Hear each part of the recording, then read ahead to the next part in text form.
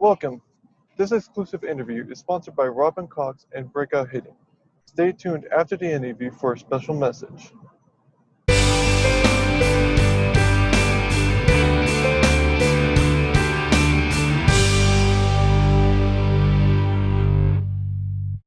Hello, and welcome to CBO-TV for another exclusive interview.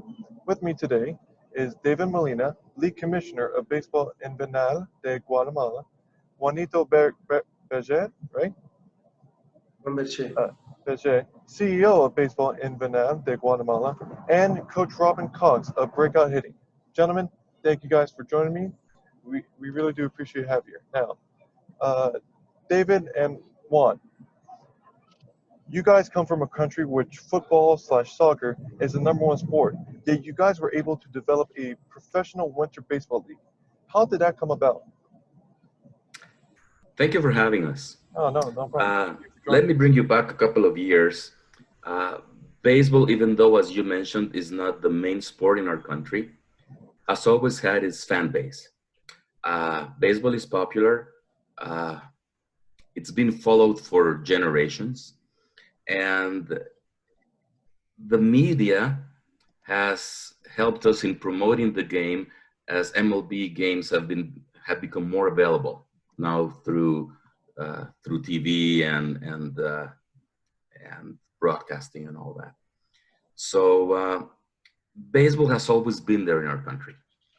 We've had in the past professional players come and play for our leagues. But we had to maneuver around the other professional leagues in the area. For example, the Nicaraguan league played during the winter. So our professional tournament was from January until May for many years. And that allowed us to have very good professional players in our leagues. I'm sorry? No, it was just a small amount of time, is what you're saying, initially. Yes.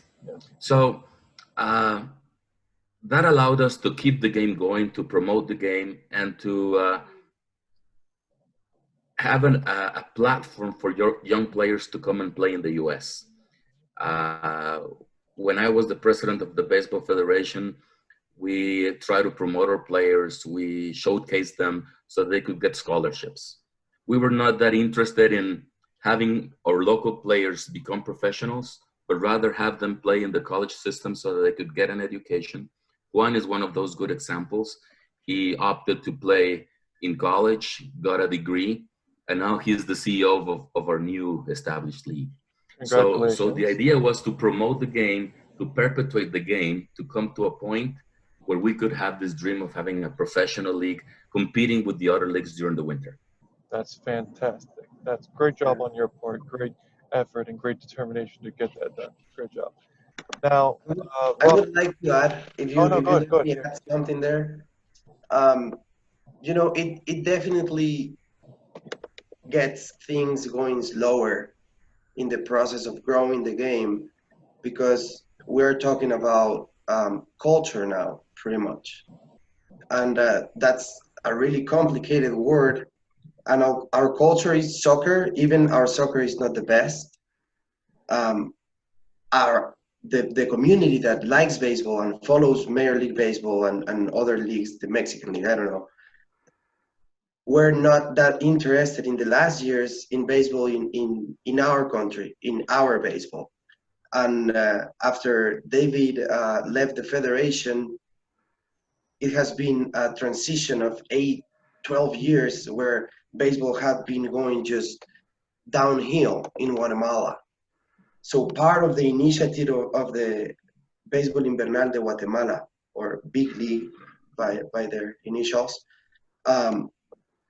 it's to give that back to the community, that great baseball that we had in the 70s, 80s, where the stadium were full. I wasn't born yet, but my dad used to keep scorekeeping of every single game because it was that big, And now it's sad to see the stadium and the little league fields getting reducing teams and a lot of forfeits, schools not including baseball. So the big league comes as a project for Guatemala to start growing back that love for the game and educate people, try to give another sport, another option in a professional plane, and to our younger kids, something to aspire to.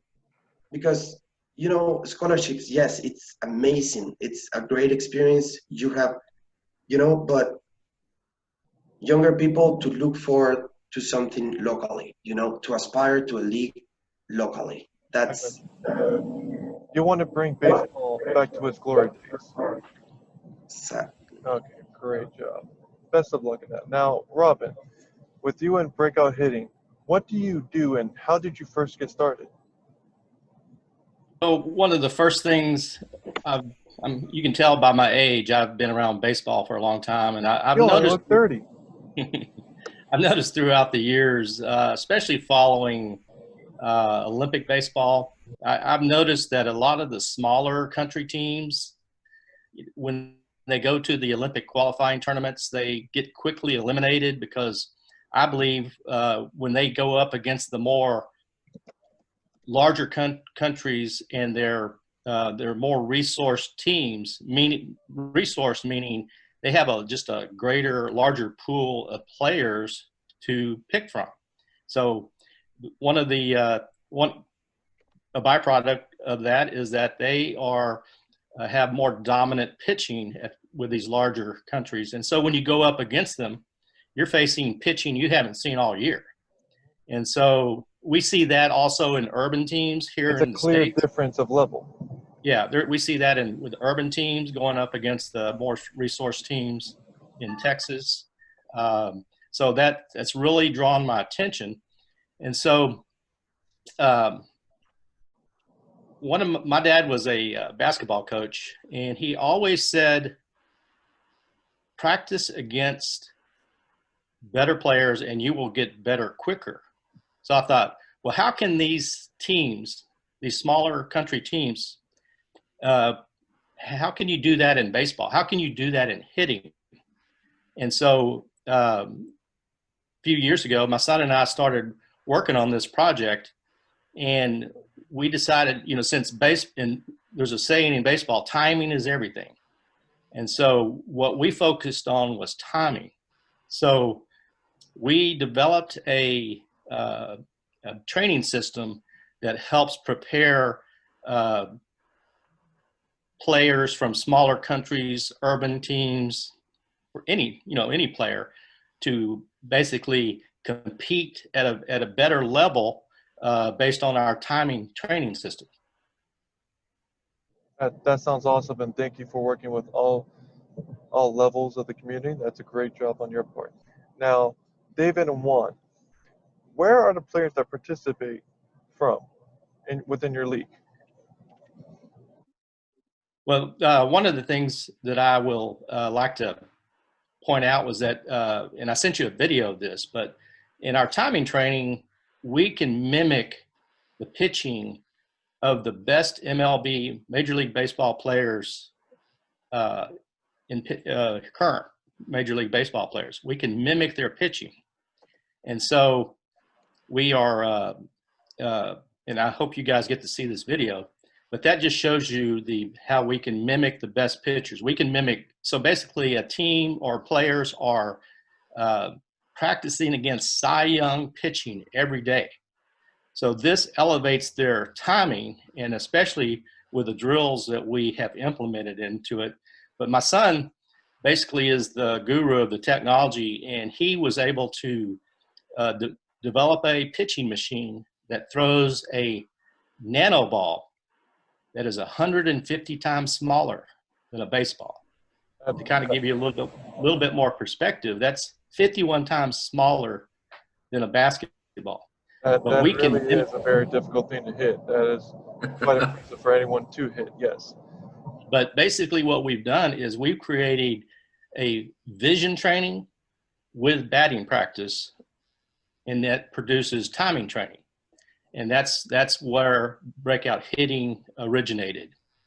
So that's great to hear. Thank you so much. Now, David and Juan, within your league, what are the facilities you play at like, and where do the players that participate, where do they come from? You're breaking up a little bit. I don't know if Juan, you got the whole question, I but if didn't you get could it. repeat it. So, sorry about that. Within your league, where are the players that participate? Where are they from? And what are the facilities like that you play at? Okay, let me talk about facilities first.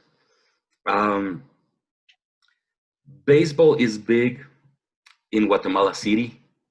The baseball community, if I divide it by provinces, Guatemala City, the capital city, is by far the one where baseball is more popular. We have one ballpark. It's a 4,500 capacity stadium. That's a good sized stadium. It is a good size, and it used to be full. I still played when we had sellout crowds, and as Juan explained, audience has been decreasing lately. The condition of the field could be improved. Our federation does a big effort. They really try hard to maintain the field in good condition to play. We have a very tough rainy season. We only have 2 seasons, rain or no rain in Central America. So you cannot play Someone from baseball Miami, I during the completely rainy understand. season because it rains every day for 4 hours. And so the grass cannot grow properly during that time. So we need to have thicker grass, so that makes the field slower. And even under those circumstances, you can still play decent baseball. So we have one main stadium, and our league, since it happens only in the city, we all take turns. We play 3 times a week in the same ballpark, and you simply change dugouts if you're home or away. But that makes it a lot easier for us to administer a winter tournament with one field only. So yes, it can be improved. The mound especially could be better, but everybody in office has made a great effort to maintain the field in such a condition that professionals can play. Yes, we would dream for a different kind of weather, a different kind of surface, but it is still pretty good to hold a professional You baseball. do a great job for the conditions that you deal with, regardless. Yeah. Great. Yeah, and then moving forward, we only have 3 little league fields where they can play, and this is where I think we need to improve a lot. We need to have more little league fields or ballparks so that we can actually interest more kids to play this beautiful game, and then have a good pool of players moving up to enrich our league with local players and not only foreign players. So, and let me talk about the international players, the players Go that right ahead.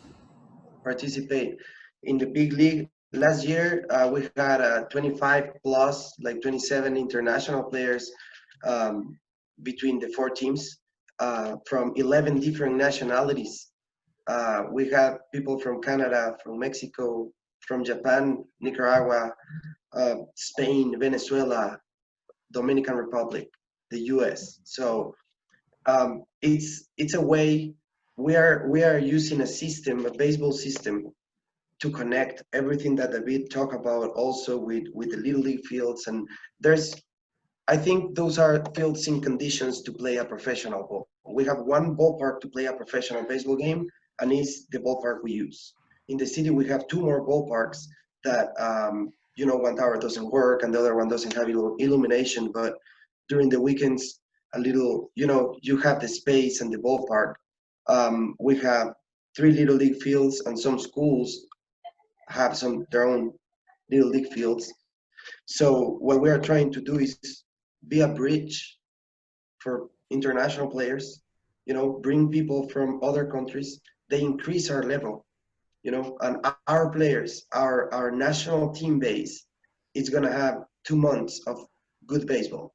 Like Robin was talking about, if you don't face that consistently, that pitching, it's harder to compete when you go and compete against that pitching. So the intention of this big league And that's why we work along with the Baseball Federation, because we need to be a bridge for our people and international players as well to play a league that could give you another opportunity through the Argentina League, for example. We have a really nice Pablo Tesoro. We have a really nice uh, friendship with that league, with the professional league in Puerto Rico that starts for the first time this February. You know, so we can open opportunities. The big league has one international scout actually in Augusta, Georgia, and he sent two kids for the league. These guys didn't make the draft, but was the champion home runs of the league. Xavier Lushington, he was from Atlanta, Georgia. And he came here and you know these guys. I'm myself. I was a college player that wasn't good enough, but I wasn't bad either. You know, just average. And that's luck of who, you know. But when you finish your school, your university, you're trying to, you know, try to play the next level or experience through baseball. These guys came to Guatemala, which is a beautiful country, play a nice league, well organized. We were charging tickets, and 3,500 people came into the, you know, in a country where baseball is not the culture. When you bring those players, and Comando is the company, Comando is the name of the company which has this baseball project, and a little part of it, it's the big league, you know, and the big league connects to athletes in schools, massification projects. We already did a research inside the country, you know, outside Guatemala City. We have 7 baseball stadiums around the country, and we are going to create that interest through these international players that come So to you would Guatemala. say that's your next step of your goal in your league, correct? Well, I think that that's how international players played a big role in 2019, you know, because we had 25 different players that you are not, you know, throwing 90 plus, hitting 400. Unnamed great talent. You know, yes, this Xavier Lushington hit, I believe it was a 500-foot home run. Give it or take it. We don't have ESPN technology to tell you that, but it was pretty far, and that's what people like. So that's how these players play a key role in our league, and also it's a great opportunity for international players around the world. I mean, we had a Japanese guy that says a lot. It's in the other side of the world. I agree. So then, I guess real quickly to sum it up, what is next for you guys? Well, this is a project that it's just starting right now. We have been building a strong team, multidisciplinary team. You know, when you have a lot of experts in their areas, we involve people with, like, for example, David expertise. David knows a lot about baseball and ran a baseball federation for 8 years with great success. We have, so we're building that team. In a midterm goal, I would tell you, we want to build a new stadium in Guatemala, MLB regulated, and someday have an MLB International Series played in Guatemala. That's where we're going. Long-term goal. That does seem like a great long-term goal, and I do wish you the best of luck with that. I mean, long-term goal, we want to be in the baseball classic as a country. You know, that's get all this system that we're building, all the academies. We already have, you know, something going on, and as long as people keep getting involved, this year is complicated with the situation, of course, but we are trying to get it televised and the closed door, just to keep going this momentum that we already built. Well, I do hope that CBO-TV can help you with that small step of the progress there. Thank you. Definitely. We're very open to promoting our game. I mean, this is exactly what we need. We need to perpetuate the game. Yes. But I believe that with the pandemic going on, this is a great opportunity for us. our country that has been under a lockdown for the last 4 months needs entertainment, needs a good sport. And I think that there will be great opportunities for us with player selection because they haven't played anywhere in the world. Our pool of international players will become wider and better for our next tournament as soon as our country reopens. Our local players will be very excited to come and play, and the fans as well. Yes. They haven't been to a sporting event in a long time, 4 months. So we're really looking forward to us reopening and hosting the tournament once again to create additional fans for the beautiful game of baseball. That sounds fantastic. Robin, you had mentioned with your nanotechnology, that being kind of the key of your training. Can you explain it a little bit more? You are muted, by the way, Robin. Perfect. Our nano timing training is what we call it. Basically is, like I said, a vision training combined with batting practice. And so when you're tracking and timing our balls, which we're throwing at Major League Baseball level and beyond, you're tracking these balls, and it's really slowing down the ball for a player when he gets to the next game, even if it's that evening. So what we've done is basically slow the ball down, slow the pitches down, even for instance, a Justin Verlander slider. We can slow his slider down with our training. So once you go up against your normal pitching, it just seems a lot easier to time. And so our next steps, we have three Major League Baseball teams interested in our training. And so we're pursuing that, but our heart is always with the underdog. And so we want to help the underdog better compete, whether it's, a smaller country compete against these larger countries, or urban teams compete against the larger suburban baseball teams. That's where our heart lies. So as we've been affected too by the COVID, but we've taken that opportunity to basically take our software to where we can program any pitch of any sequence of pitches that you want to see of any pitcher in the MLB. And you can train against whoever you want to see.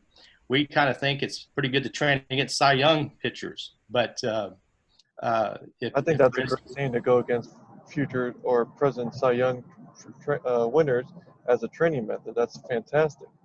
And even though you may be a high school player, you could still train against Cy Young pitching, or a college player train against Cy Young pitching. We have with the machine that my son developed, we've been able to lower the speeds down, and now we train, like you said, your little league players. We train them at basically a college level speed and movement, and so we're seeing really great results from it. So you mentioned little league, high school, and college teams. How do these teams contact you about your training? Well, they can contact us through breakouthitting.com, or you can get our email or contact us through robin.cox@breakouthitting.com, and we'll be glad to share more information on how we can help and or meet up with you or whatever the case is. But we're interested in helping countries just like Guatemala. Well, gentlemen, thank you for this amazing interview. I do wish you guys the best of luck in your adventures. For everyone watching, please like and subscribe. It really does help us out. And stay tuned for the video message of Robin Cox's nanotechnology. Thank you guys so much. Appreciate it. Thank you. Thank you. Thanks, guys. Bye.